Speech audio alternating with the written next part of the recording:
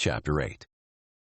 Carefully follow every command I am giving you today, so that you may live and increase, and may enter and take possession of the land the Lord swore to your fathers.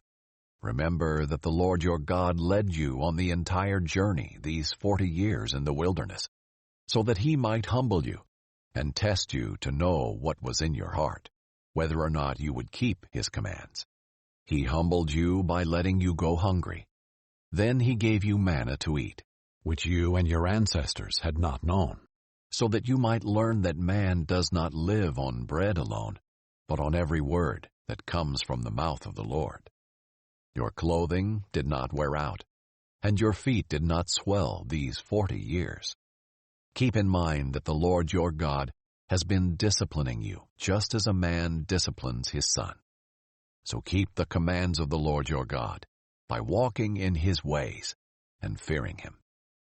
For the Lord your God is bringing you into a good land, a land with streams, springs, and deep water sources, flowing in both valleys and hills, a land of wheat, barley, vines, figs, and pomegranates, a land of olive oil and honey, a land where you will eat food without shortage, where you will lack nothing, a land whose rocks are iron, and from whose hills you will mine copper.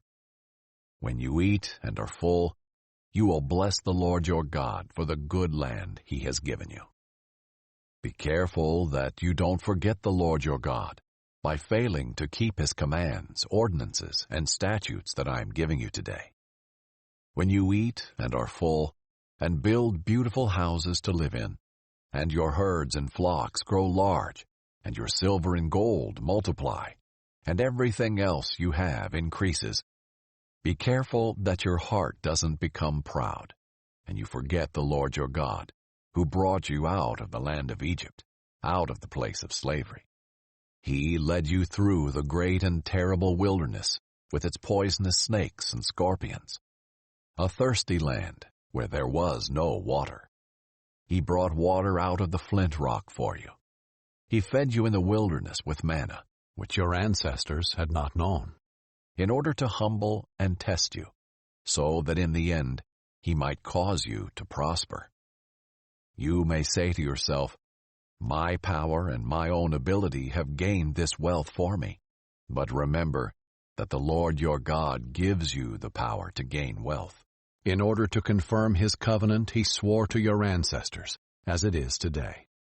If you ever forget the Lord your God, and follow other gods to serve them and bow and worship to them, I testify against you today that you will certainly perish. Like the nations the Lord is about to destroy before you, you will perish if you do not obey the Lord your God.